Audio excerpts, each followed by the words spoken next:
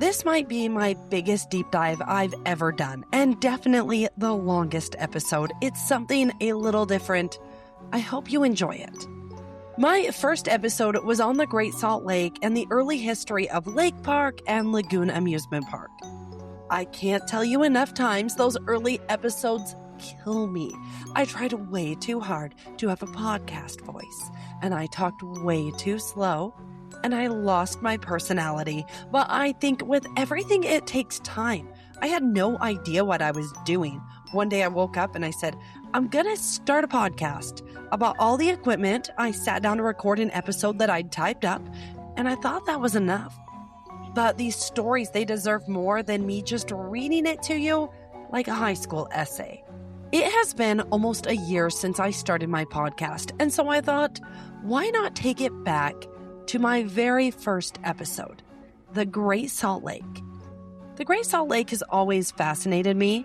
I live in Utah, and somehow this giant body of water still feels like a mystery.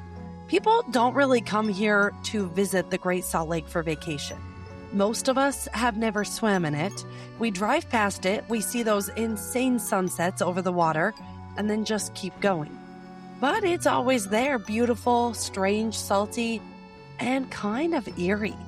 And the more you learn about it, the weirder it gets. The Great Salt Lake is saltier than the ocean. Fish can't even live in it, but millions of birds depend on it. It's a leftover piece of an ancient lake, and over the years, it's been home to resorts, amusement parks, strange smells, disappearing shorelines, and now a lot of controversy. For most Utahns, it's just this weird lake in the middle of Utah. But lately, people are finally paying attention to it, and it's all over the news. And not for the right reasons. So today, we're getting into the history, the mystery, and why this strange lake matters more than most people realize. My name is Marissa, your morbidly curious host, and this is Death Kiss Traveler, the only podcast that dives into the dark history, horror, and hauntings at the places you love.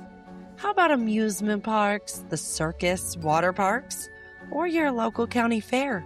If it's meant to bring you joy, it probably has a dark side, and I'm here to uncover it. Make sure you are following me on Instagram or TikTok at Death Kiss Traveler Podcast. And especially for this episode, I'm going to post a lot of really interesting pictures that you're not going to want to miss. And if you are loving this podcast, please give me a 5-star review wherever you are listening. I can't thank you enough for those ratings. It is really boosting that algorithm. And the last couple months, my podcast is growing like crazy. Thank you. Thank you for your support. All right, now buckle up. Let's get into our show. I will be honest, I never planned for this episode to get political. My goal here isn't to tell you what to think. It's to lay out the history, the facts, the concerns, and the different sides of what's happening with the Great Salt Lake in the past and right now. Because the lake is complicated. It involves the environment, businesses, water rights, growth, wildlife, public health, tourism, and Utah's future. And depending on who you ask, people see the problem and the solution very differently. So I'm going to give you the information as fairly as I can. I'll share what's being proposed and why some people support it, and why others have major concerns. And then at the end of this episode, I'll share where I personally live. Long before highways crossed the desert, before Saltair, before the railroad, and long before anyone imagined data centers rising along its shores, the Great Salt Lake was already ancient. In fact, to understand the lake's history, we have to travel back thousands of years. The Great Salt Lake is the remnant of a massive prehistoric inland sea known as Lake Bonneville. During the last ice age, roughly 14,000 to 30,000 years ago, Lake Bonneville covered much of present-day northern Utah and parts of Nevada and Idaho. At its peak, it was nearly as large as Lake Michigan. Imagine standing in modern-day Salt Lake City and seeing water stretching to the horizon nearly in every direction. Then, about 14,500 years ago, give or take, the lake found a weak point near what is now known as the Red Rock Pass in Idaho. And it was a catastrophic flood burst through the natural dam, sending an unimaginable wall of water northward. Geologists estimate that more water flowed during this flood than all of today's rivers combined. Over thousands of years, the giant lake, it shrank, leaving behind the salty remnant we know today. All right, back to our time machine because we're going to fast forward to around 200 years ago. By the early 1800s, the Great Salt Lake was already a place of mystery. Indigenous people had lived around the lake for thousands of years. There were the ancestors of the Shoshone Nation, the Confederated tribes of the Goshoot Reservoir, the Ute Indian tribe, and others. They hunted, gathered plants, traveled along its shores, and they told stories about this most unique body of water. Almost nothing could live beneath the surface.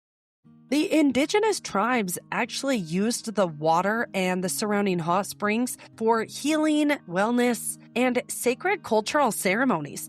Much of what we know about the earliest people who lived near the Great Salt Lake come from shelters and caves.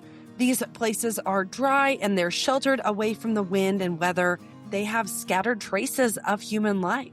These native tribes really valued the Great Salt Lake as a sacred life. To many outsiders, the lake sounded impossible. It was a legend. A giant body of water in the middle of the desert. Yes, Utah is a desert.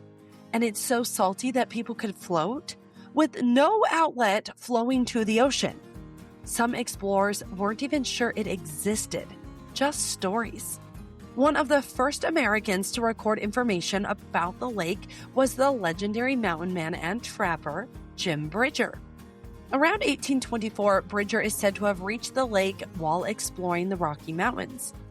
According to frontier stories, he initially believed he had found the Pacific Ocean, but after tasting the water, he quickly realized his mistake because this water is much saltier than the ocean. So whether every detail of that tale is true, it remains debated by historians. But what isn't debated is that the trappers and fur traders were among the first non-indigenous people to explore and map the region. To them, the Great Salt Lake seemed supernatural. There are no fish, no freshwater streams large enough to carry boats to the ocean. Strange islands, they rise from the water. And shorelines are covered in glittering salt crystals. Maps from the early 19th century often contain wild guesses about what lay beyond the Rocky Mountains. Some show giant inland seas, others showed rivers that didn't exist. The Great Salt Lake became one of the Wild West's geographic mysteries. Then, in 1843, an explorer and military officer, John C. Fremont, arrived. Fremont conducted one of the first scientific surveys of the land, and he famously planted an American flag on what's now known as Fremont Island. His reports described a strange and beautiful landscape, unlike anything he'd ever seen before in the eastern United States. His writings helped transform the Great Salt Lake from frontier legend into a real geographic reality. But the biggest change was still coming.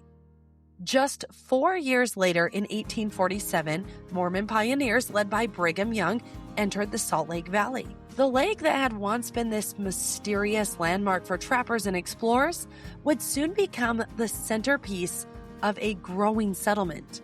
And over the next century, its shores would transform from wilderness into a place of resorts, railroads, amusement parks, bathing beaches, and eventually some of the strangest stories in Utah history. But that's a story for another time. Because before Saltair, before the roller coasters, before tourists floated in the salty water, the Great Salt Lake was already ancient, already mysterious, and really shaping the history of the American West. Now, when I say theme park, we have to remember this is the late 1800s. There are no steel roller coasters yet, no neon lights, no funnel cake stands, no giant parking lots packed with thousands of minivans. But this is where the Great Salt Lake starts becoming something more than a strange natural wonder. It truly became a destination, a place that people dressed up to visit, a place where families, church groups, travelers, and thrill seekers came looking for a little magic on the edge of the desert. And one of the earliest places where that happened was Black Rock. Black Rock sits on the south shore of the Great Salt Lake, near now what is known as Tooele County. It was not a theme park in modern sense, but it was one of the lake's first true recreation spots. It was a place where people went specifically to swim, picnic, boat, celebrate, and experience the weird wonder of saltwater. Utah historical records describe Black Rock as a resort area for bathing, boating, and recreation from the 1860s into the 1960s, making it one of the longest-running Great Salt Lake recreation sites. And honestly, it kind of makes sense, because if you were living in Utah in the mid-1800s, the Great Salt Lake must have felt unreal. You could walk into the water and float. One of the earliest recorded recreational swims in the lake happened in July of 1847, shortly after Mormon pioneers entered the Salt Lake Valley. By the 1850s and 1860s, Black Rock was already becoming a place where people associated with outings and celebrations. Around 1860, Heber C. Kimball built a large stone house at Black Rock, and the area began drawing visitors who wanted to swim in the lake. Can you imagine dozens of wagons rolling west from Salt Lake City, families packed with food, blankets, and their best clothes, kicking up dust behind horses, and then after miles of dry land, there it is, this giant silver blue lake stretching across the horizon. By the 1870s, the resort era really began to take shape. There were several early lake resorts, including Lakeside, southwest of Kaysville, Lake Point, and that was near the North Shore. Lakeside reportedly opened in 1870 and has been described as probably the first standard attraction along the lake shore. Lake Point also began around 870, but by 1874, it had a dining hall, a dance room, and about 40 hotel rooms. On July 4th, 1876, roughly 1,500 people visited Lake Point in a single day. That is a huge number for that time. This wasn't just a few people wandering out to look at the water. This was organized leisure at its finest. This was early Utah tourism, and this was the beginning of the Great Salt Lake as a playground. At Lake Point, visitors could arrive by road or by boat. The steamboat city of Corinne launched in 1871, and it used the Lake Point as a South Shore mooring pier, carrying passengers and cargo between the lake and the Transcontinental Railroad connection at Corinne. And I think this is where the story gets kind of fun, because these resorts were not just about swimming. It was so much more than that. They had dancing, dining halls, hotels, bathhouses, boardwalks, boating, huge holiday crowds, and that very Victorian idea that recreation could be elegant, social, and very dramatic. You did not just go to the lake, you made a day of it. You dressed for it, and you brought all of your friends with you. You ate, you danced, you walked along the shore, you floated in the salty water, and you probably went home sunburned, crusted in salt, and smelling like the lake. And then came the place that connects the story directly to Utah amusement park history, and that's Lake Park. In 1886, the Denver and Rio Grande Western Railroad opened Lake Park Bathing Resort on the shore of the Great Salt Lake. It was just west of Farmington. Visitors could enjoy an open-air dance pavilion, roller skating, water sports, target shooting, bowling, and even a mule-drawn merry-go-round. And yes, this is the beginning of Lagoon. This is where the rides started coming in. Before Lagoon was Lagoon, it was Lake Park. Before the wooden roller coaster, before Frightmares and Cannibal, before the Sky Ride and the haunted houses, Lagoon's story started as a Great Salt Lake bathing resort. And it's one of my favorite stories. But there was one big problem. The lake, well, she moved. By the 1890s, the water levels dropped, the shoreline pulled away from the resort, and instead of beautiful salty water right there beside the park, guests were left with mud, distance, and that disgusting lake smell.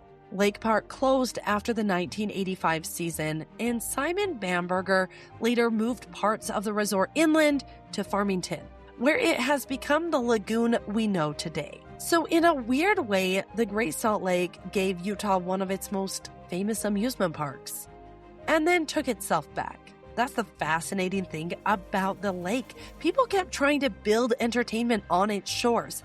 Resorts, dance halls, railroads, pavilions, and these giant grand palaces over the water. But the lake was never still. It rose, it fell, and it swallowed things.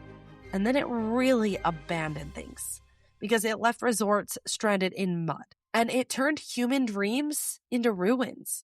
When we talk about the first theme park era of the Great Salt Lake, we really are talking about glamorous and exciting. It was a little weird, but it was only the beginning. And soon the Great Salt Lake would get its most famous attraction of all, a massive Moorish-style palace that was built out over the water, a place people called the Coney Island of the West. And that place was Saltair. If the early Great Salt Lake resorts were charming and fun, Saltair was something else entirely.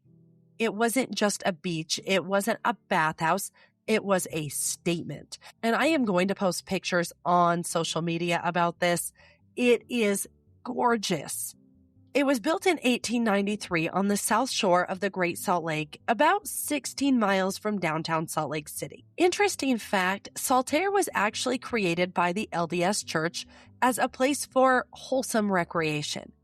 The church also built the railroad line that connected the city to the resort, making it easy for crowds to travel from downtown Salt Lake City straight out into the water. And visually, Saltair looks like a mirage. It was designed by Richard K. A. Kettling, the same architect who would later design the Utah State Capitol. Instead of a plain wooden bathhouse, Kettling gave Utah something grand and theatrical. The pictures truly are amazing. Think of it as the Taj Mahal over the water. It has towers and arches and long walkways stretching across the lake. I can't imagine the people seeing this giant building, this enormous palace floating above the Great Salt Lake, and it must have felt impossible, like someone had dropped a fantasy castle into the middle of a salty island sea. And the fact that they had the technology to build these amazing structures back then blows my mind, and they did it in such a short amount of time. And Saltair was built for crowds. It had a huge dance floor, long piers, food, music, boating, concerts, and even amusement park rides. And that strange, glamorous promise that the Great Salt Lake was not just a lake, it was Utah's beach. And for people in the late 1800s and early 1900s, this was the place to go. But Saltair also had this fascinating tension that was built in it from the beginning. It was supposed to be wholesome, a controlled, family-friendly alternative to rowdier forms of entertainment, such as gambling. But at the same time, it had the ingredients of a classic amusement resort. You had the music, the dancing, the crowds, all the thrill rides, and a lot of chaos. So basically, Saltair was trying to be both respectable and exciting. And I think that's what makes it so interesting, because people did not just go there to look at the lake. They went there to be seen, to dance and flirt, to float in the water, take photos, and feel like they were somewhere modern, stylish, and very alive. Saltair became a symbol of what Utah wanted to show the world, that this desert settlement was not isolated or boring. It had entertainment, it had architecture, it had leisure, and of course, spectacle. But the Great Salt Lake has never been an easy place to build a dream. Remember that lake, it rises and falls. Salt corrodes everything. Wind screams across the flats. And fire, fire would become part of Saltair's story, almost like a curse. After decades of popularity, disaster struck in 1925 when a fire broke out while the workers were still preparing the resort for the season, and the original Saltair Pavilion was completely destroyed. This huge wooden palace that was built out over the lake, the pride of Utah recreation, suddenly burned to the ground and created an empty shoreline. Smoke sat over the salt flats, flame reflected on the water, and a dream turned to ash. But Saltair, it didn't die there, it came back, and a second Saltair was built. But by then, let's be honest, the world was changing. Cars were replacing trains. Entertainment tastes were shifting, other attractions were competing for attention, and the lake itself continued to be unpredictable. Lagoon was growing at this time, and everybody wanted to go to the new lagoon. Saltair would face more fires, abandonment, flooding, and rebuilding over the years. And the version people know today, it's not the original palace from 1893. It's more like the last surviving echo of a place that once felt mythical. Because now it's not so beautiful or ambitious, but it is strange. And if you've ever gone to a concert out there or even driven by it, you wonder why this weird miniature Taj Mahal lookalike is standing there fading on the edge of the lake, but the lake's waters receded so much that the water doesn't usually come up close to it. And in my opinion, it feels haunted even before you add any ghost stories. Saltair, it was built as a dream, a palace over a salty lake in the desert, and over time it became something else. Just a ruin and a memory. I am going to do an entire episode on Saltair soon because the ghost stories are so good. So after all that, the ancient lake, the explorers, the resorts, the beaches, the dance halls, and the fires, what is the Great Salt Lake today? Well, today it's complicated, which is a very Utah way of saying it's beautiful and important, but everybody is arguing about it. The lake is incredibly important. It supports brine shrimp, brine flies, millions of birds, mineral industries, lake effect snow, wetlands, and an entire ecosystem that most people don't even fully appreciate because we're too busy saying, ew, why does it smell like that? The lake is a place of contrast. On one side, you have Antelope Island. It's this very beautiful, wild, full of bison, hiking trails, beaches, and views that look like they're from another planet. On another side, you have the weird old concert venue, Saltair. And then you have the modern lake itself, a lake that has become less of a vacation postcard and more of a warning sign, because the Great Salt Lake is shrinking. For years, it has been diverted from rivers that feed into it. Drought has made things worse. A hotter climate has made things worse, and as the lake drops, more and more lakebed is exposed. That exposed lakebed is where the story stops being quirky and starts getting really serious. I did not know any of this, and through my research, it's absolutely fascinating how much we need this lake. Because dry lake beds can become dust, and that dust can blow towards the Wasatch Front, where millions of people live, work, drive, hike, and pretend I-15 is a normal road instead of a daily emotional test. I drove it today. It was rough.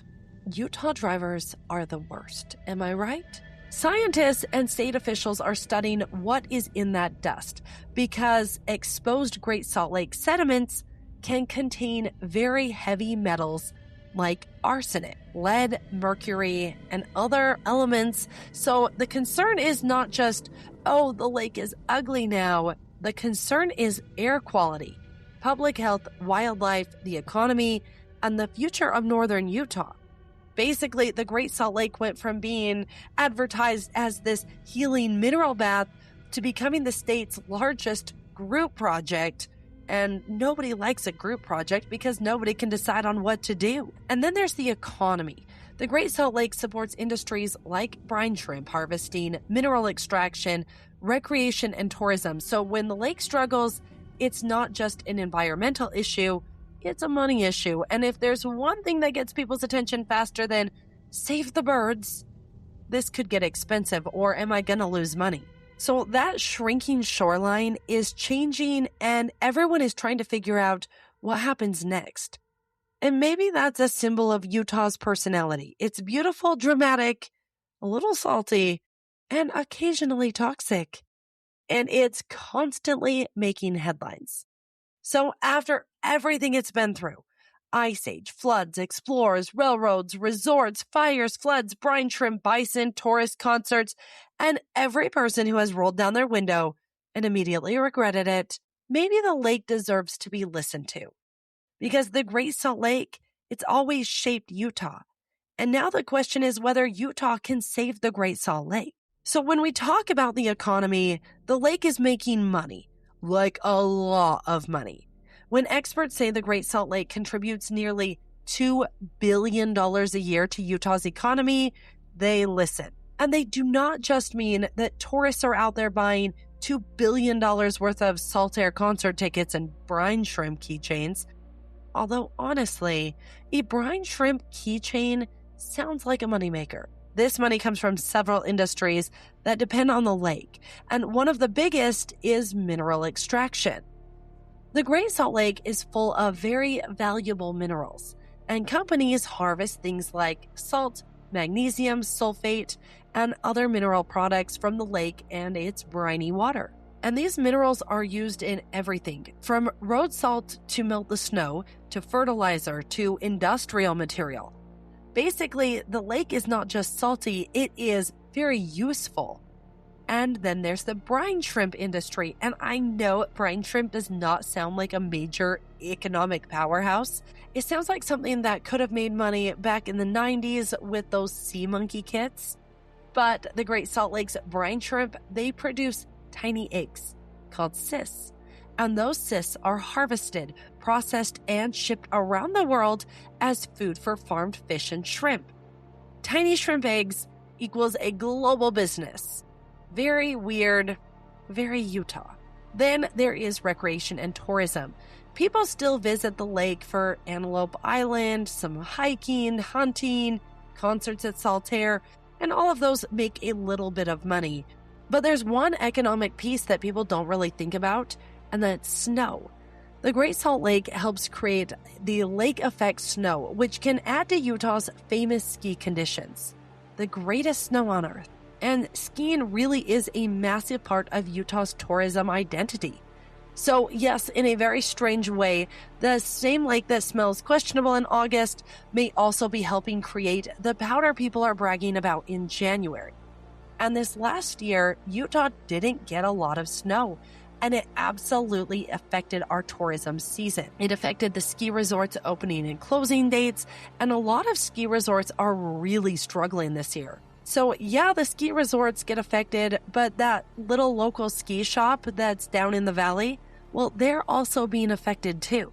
The lake's economic impact also includes jobs, thousands of them that are connected to mining, brine shrimp harvesting, recreation, tourism, conservation, transportation, and all of these industries are built around those activities.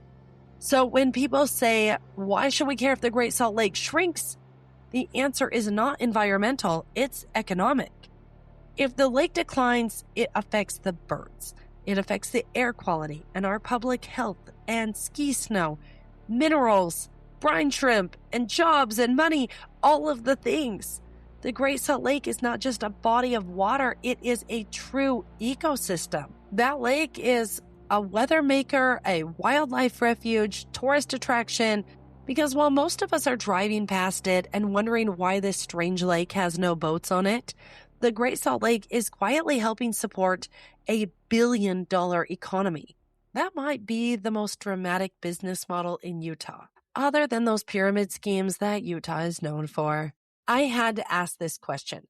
Can mineral extraction make the Great Salt Lake go down? And the answer is yes. Mineral extraction is not the only reason the Great Salt Lake is shrinking. The biggest issue is that less water is making it into the lake in the first place. Rivers and streams that naturally fed into the lake, well, now they're being diverted for agriculture, cities, industry, and even just everyday water use before they even reach the lake. So, no, it's not as simple as saying a company took some salt and now the lake is gone, but mineral extraction can contribute. So, and here's how it works. Companies pump salty lake water or brine into giant evaporation ponds. And I mean giant. Some of these pond systems cover thousands and thousands of acres. And the sun does its work. The water evaporates, the minerals are left behind, and companies collect things like salt, magnesium, sulfate, and lots of other things. And the companies come in and collect the minerals. So basically, the Great Salt Lake became this massive outdoor crock pot, which sounds very efficient if you're trying to get minerals. Not really as amazing if you're trying to save a shrinking lake and keep every drop of water it can. Because once that water evaporates, it's really gone from the lake's system. Some operations may return leftover brine back into the lake, depending on how they work, but the water that evaporates from those ponds does not magically go back into the lake. It goes into the air. And when the lake is already low, every loss matters more. And that's kind of why this gets complicated, because mineral extraction supports jobs, it supports Utah's economy, it produces minerals people actually use, but it also uses the lake. And that's the hard part of the Great Salt Lake story. The lake is being asked to do everything. So after all of that, the big question is, what is Utah actually doing about the Great Salt Lake? And the answer is a little bit of everything and hoping something works.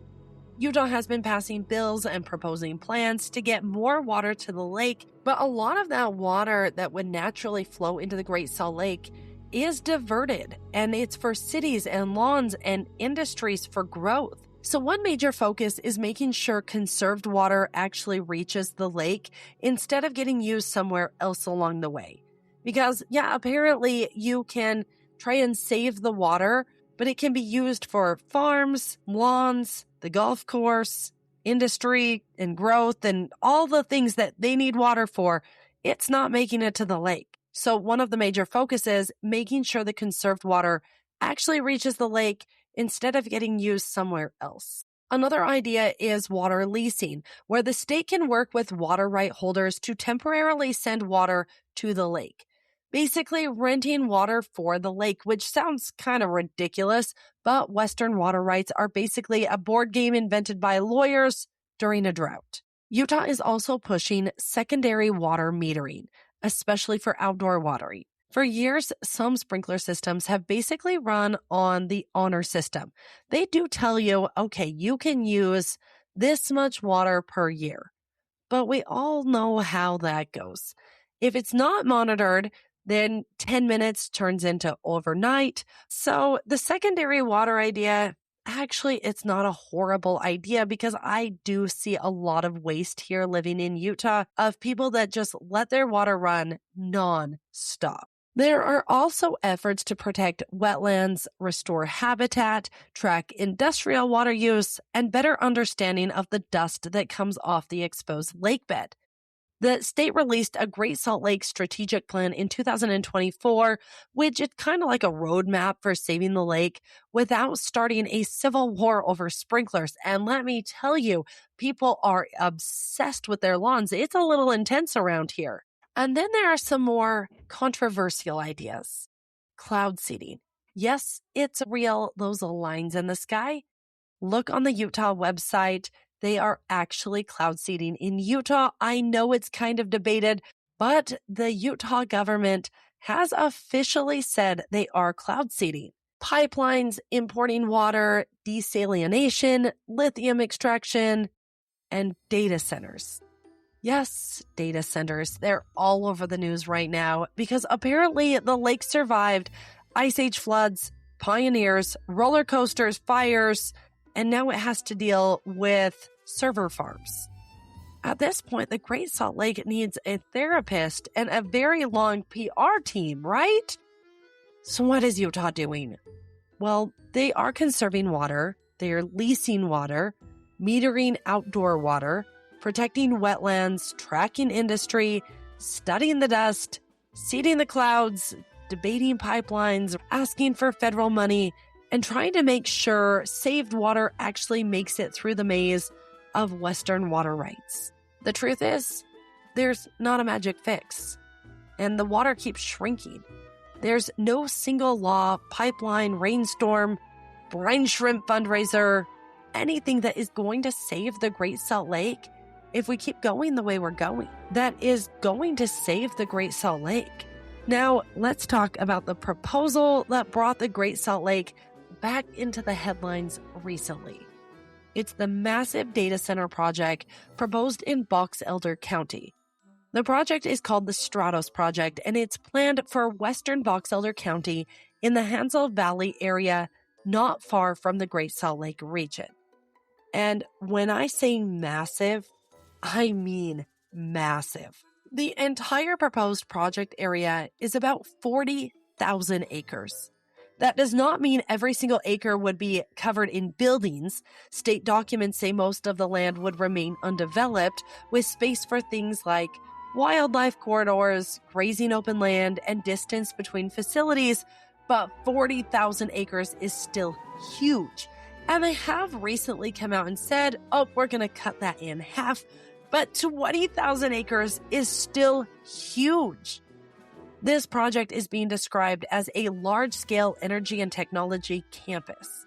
The idea is to support artificial intelligence, cloud computing, and defense-related operations. So basically, this Great Salt Lake episode just went from ancient inland sea to ghost resorts to hello and welcome to the AI era.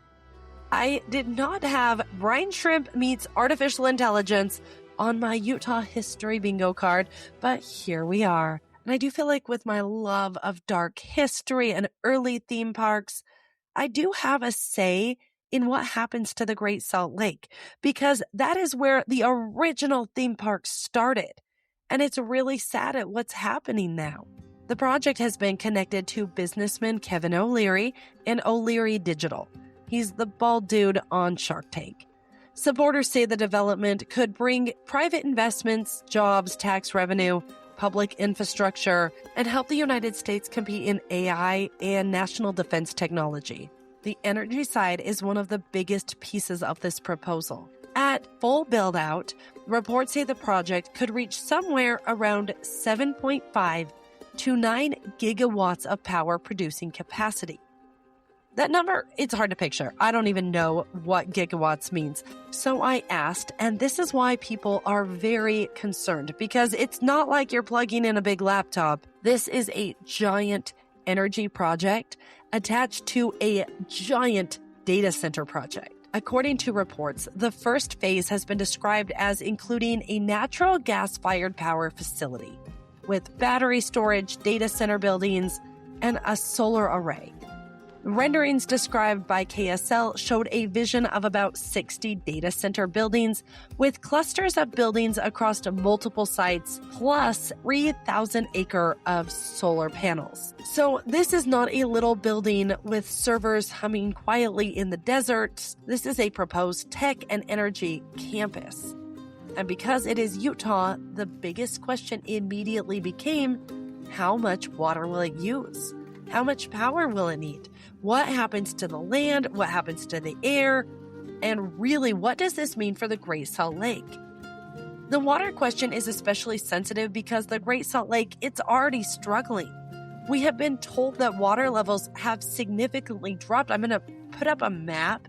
You have to see the difference from now to 100 years ago. It's astounding. Wildlife is a concern, and that dust, that's a major concern for me as a mom. I don't want my kids breathing that stuff in.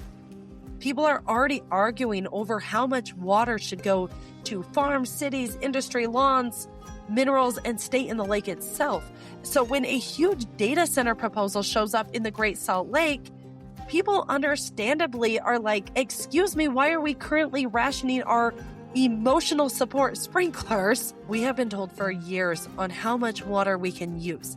You are limited to what days you can water on. You're limited to how much you can water or how long you can water. My parents live in a couple towns over, and their water has just skyrocketed to the point that they can't even water their lawns because it's over $600 a month just to water their lawn. There have been water rights issues connected to the project, and an earlier water application was withdrawn after thousands of protests.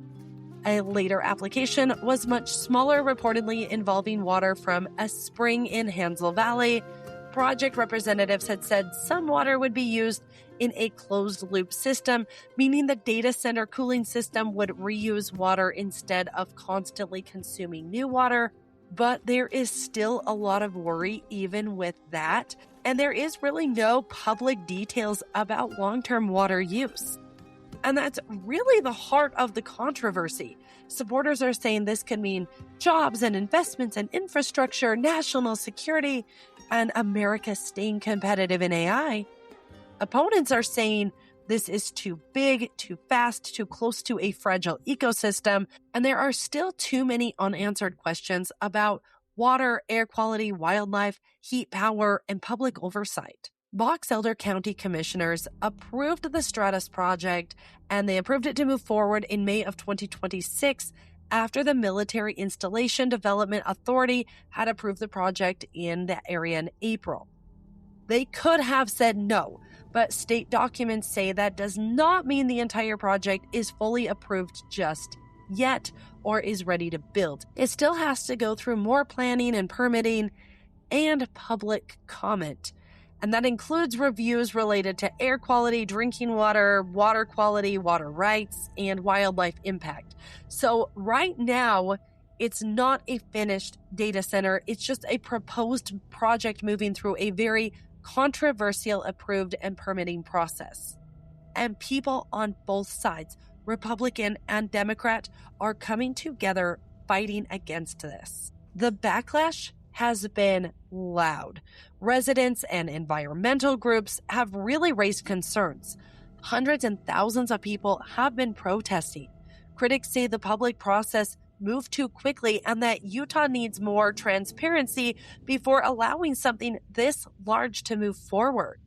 Governor Cox did sign an executive order calling for a higher standard for future data center development in Utah, specifically pointing to, the resources, air quality, wildlife, all the things. Which it does tell you something, that the data center that governor wanted, and it is a big enough project that he's saying, okay, now before we build the future of AI, we need to just make sure we don't wreck everything else that we already have. Which, thank you.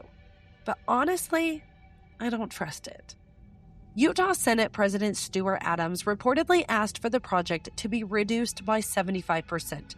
So from around 40,000 now to about 10,000 acres, and called it for a stronger commitment on water conservation, environmental renew, heat reduction, and public transparency. Kevin O'Leary pushed back, and he said he was not walking away from this project, even with thousands of people saying they don't want it. So yes, this is still developing, and that's why I kind of need to be careful here, because it's not as simple as a good or bad story. It's kind of a collision of modern priorities, technology, growth, national defense, jobs, water, wildlife, air quality, and that Great Salt Lake. It really is Utah's future. There's two paths that we can go down, and that same lake that once attracted trains full of tourists to swim, dance, and float in the salty water is now sitting next to a database about AI. It really is almost unbelievable.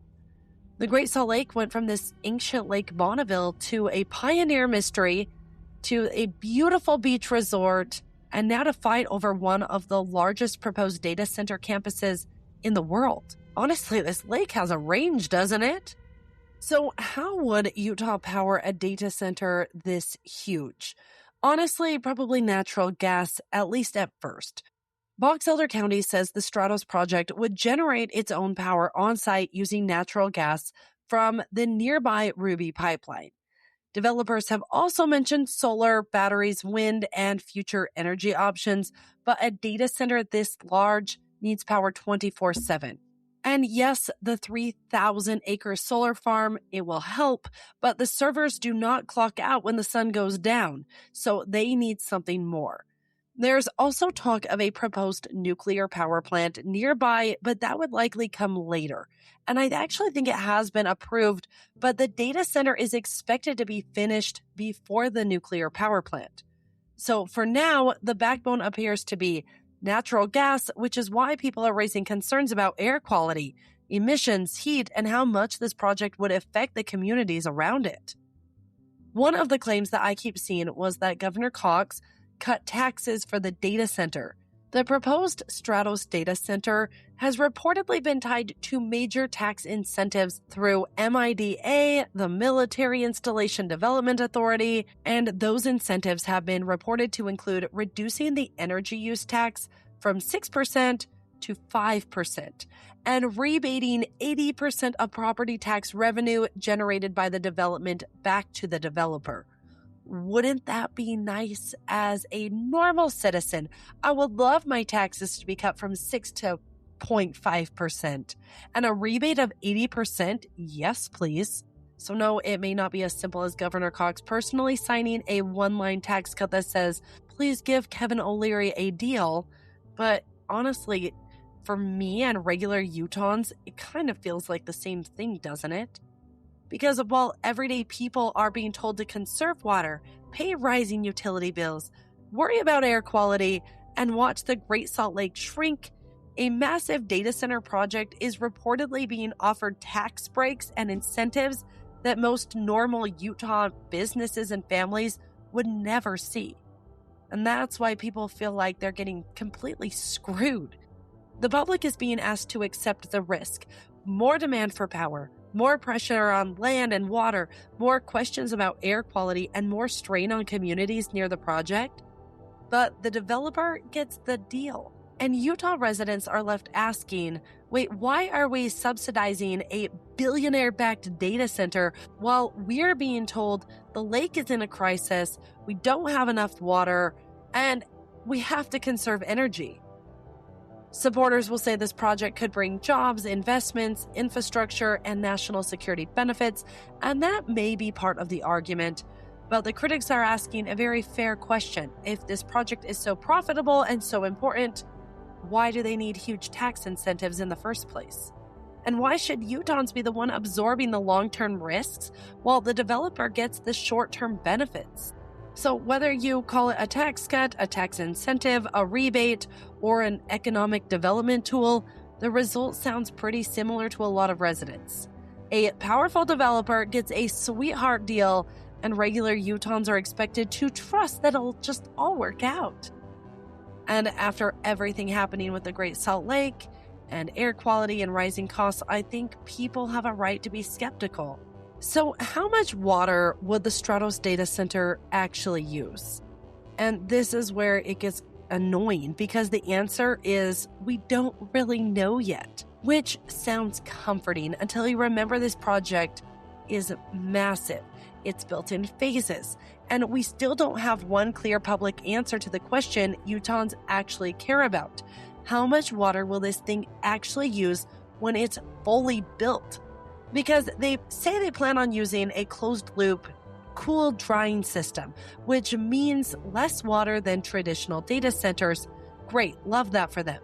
But critics are basically saying, cool, show us the full build-out, the water source, the summer use, the construction water. Show us what is reused versus actually consumed.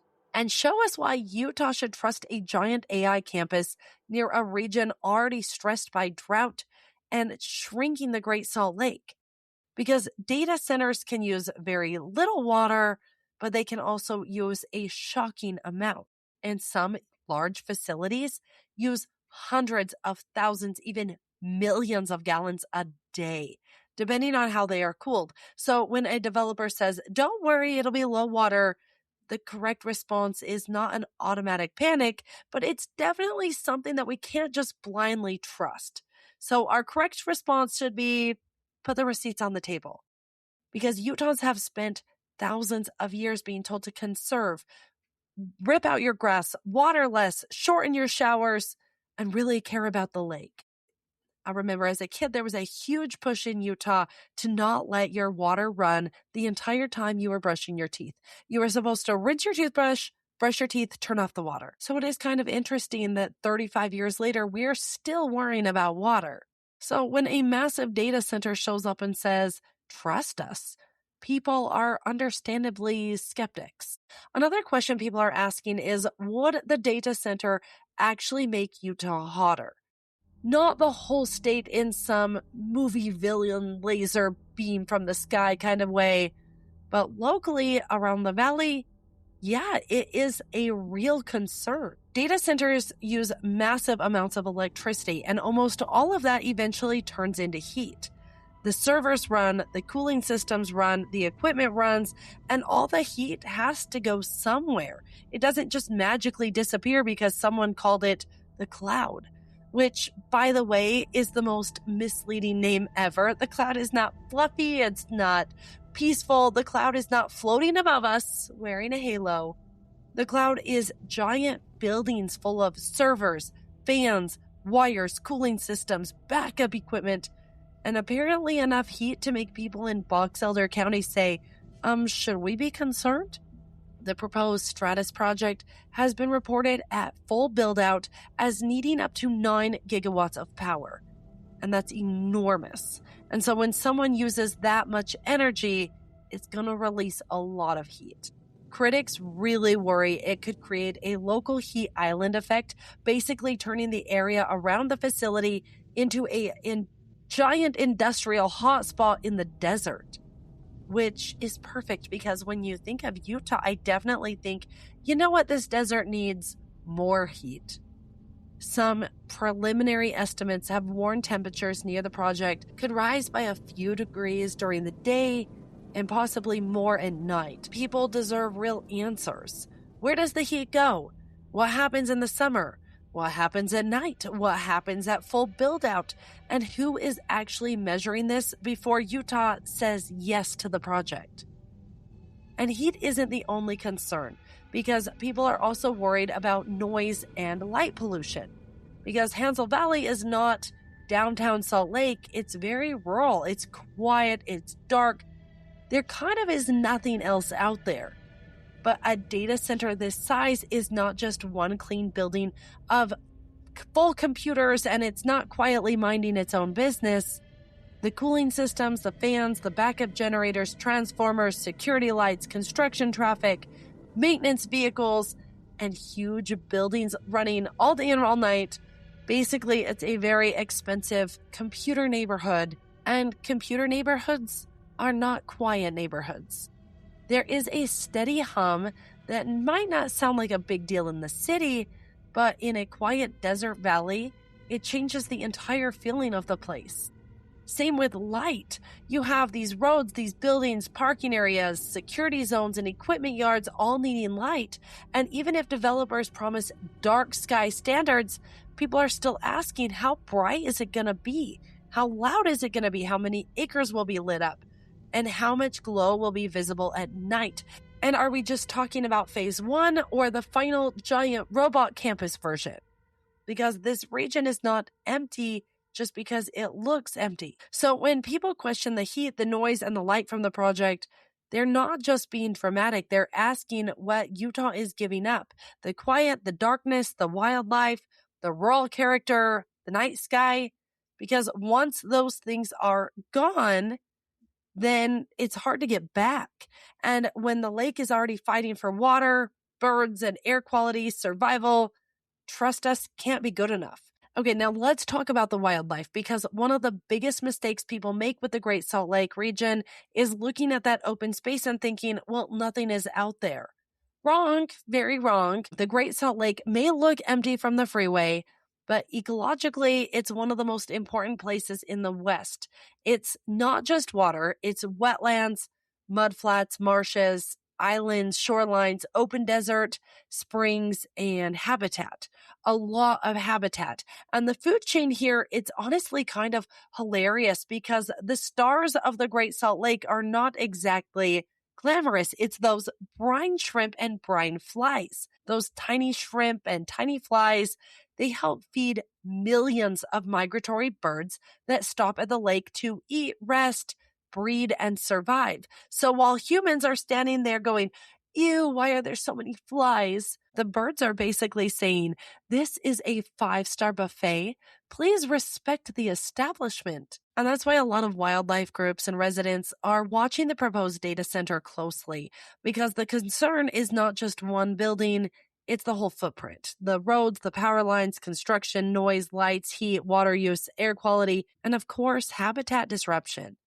And all of that matters when you're building near a lake that's already under a lot of stress. Supporters of the project say that they can include safeguards, open space, wildlife corridors, and environmental review. And the critics are saying, great, show us. Show us your wildlife studies. Show us the migration impacts or the lighting plan or the roadmap, the heat study. But that hasn't happened yet. And once a habitat is broken up, once the dark skies are lit, once roads are built and a quiet valley becomes an industrial campus, you can't undo that. The Great Salt Lake is not empty, it's alive. Weird, salty, smelly, dramatic, and deeply alive. And if Utah is going to build something massive near it, then Utah needs to prove it can protect what's already there. One argument I keep hearing in support of these massive data centers is we have to beat China. And I understand why that sounds so serious. Nobody wants the United States falling behind in technology, defense, cybersecurity, or artificial intelligence. But I also want to ask the obvious question, don't we already have way more data centers than China? And the answer is yes. The United States already has far more data centers than any other country in the world. So when leaders say we need this to beat China, they're not usually talking about the number of buildings. They're talking about AI compute. They're talking about advanced chips or power.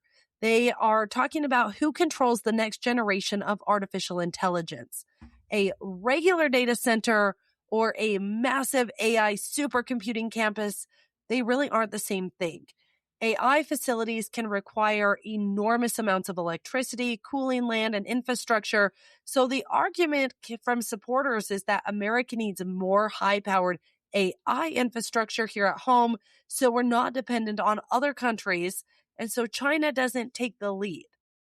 But here is where I struggle, because we need to beat China can become a very convenient phase. It can also be used to shut down questions about water and the air quality, the heat and the wildlife, and those tax incentives. And I don't think that patriotism means we stop asking questions. I don't think that national security means Utahns should be quiet. And I definitely do not think China should be used like a magic word that makes every environmental concern and tax concern just disappear. If this project is truly necessary, then prove it. Show the numbers, show the power plan, show the water use. Because the United States already leads the world in data centers. So the question is not whether America has data centers, it does. The question is whether Utah should be the place that's asked to carry the burden of one of the most massive AI campuses. And if the answers from leaders is simply because China, that really shouldn't be a good enough answer. I am going to post a chart on my social media of the data centers around the world, and it will shock you. The United States has an insane more data centers than any other country.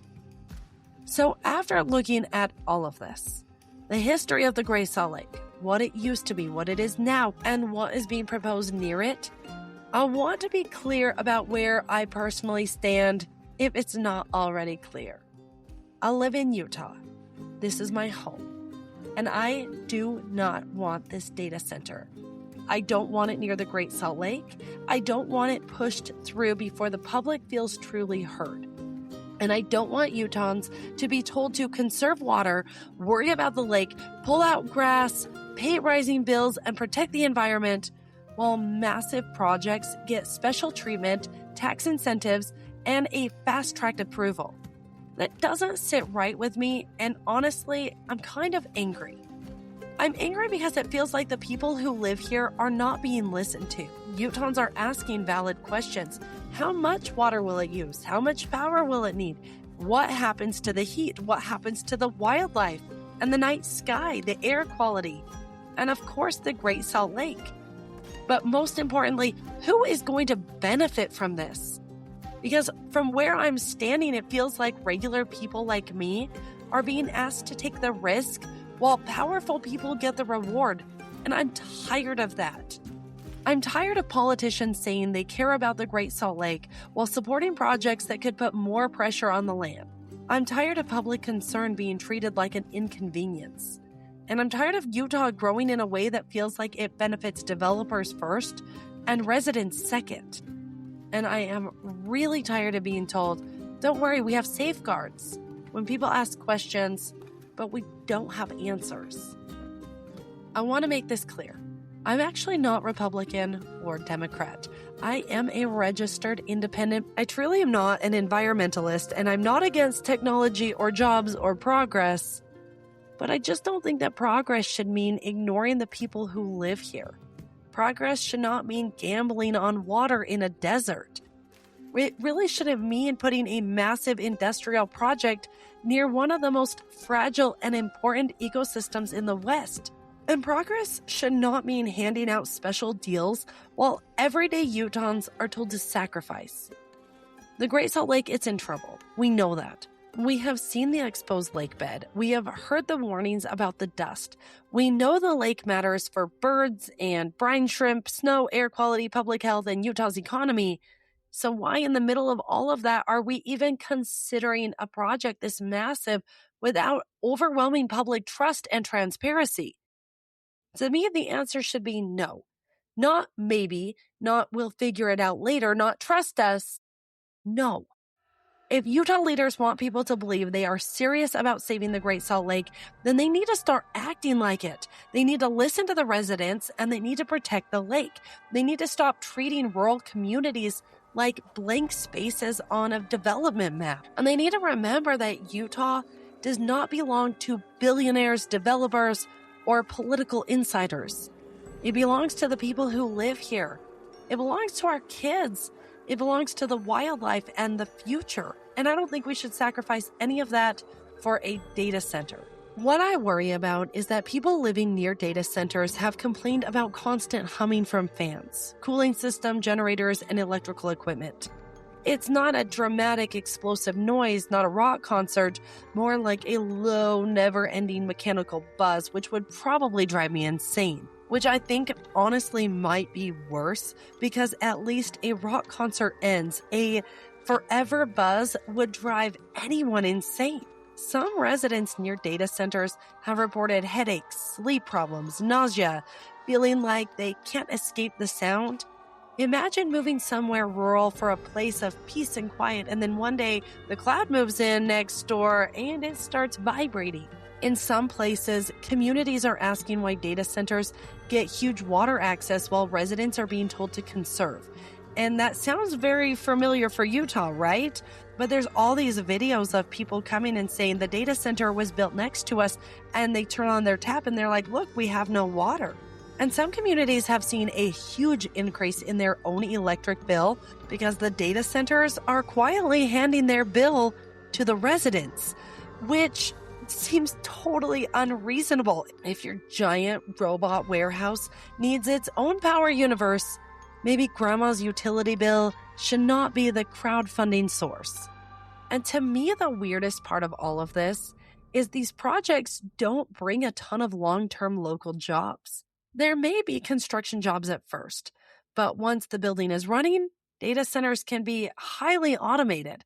So communities are asking, we give up our land, water, silence, darkness, power capacity, and air quality, and what do we get back? A few jobs?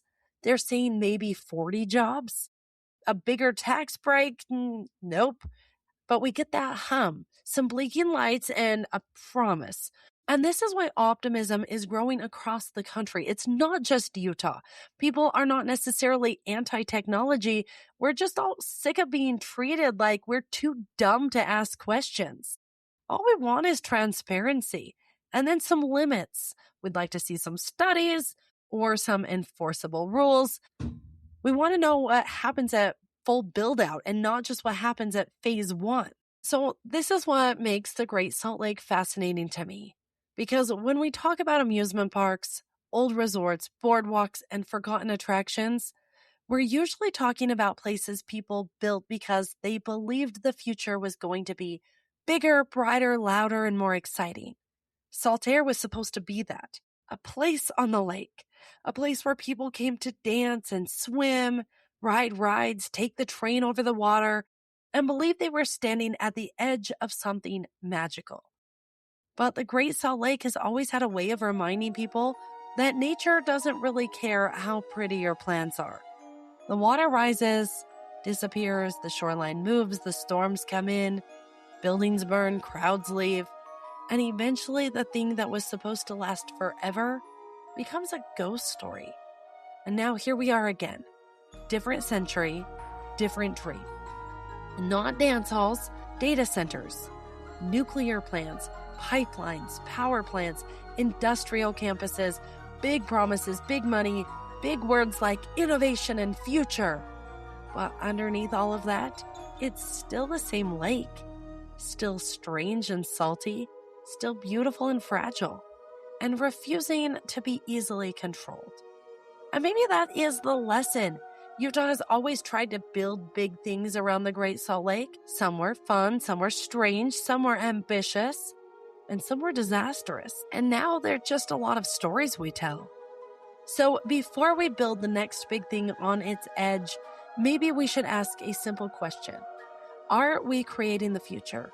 Or are we building the next abandoned attraction people will talk about 100 years from now? Because the Great Salt Lake has seen amusement parks come and go.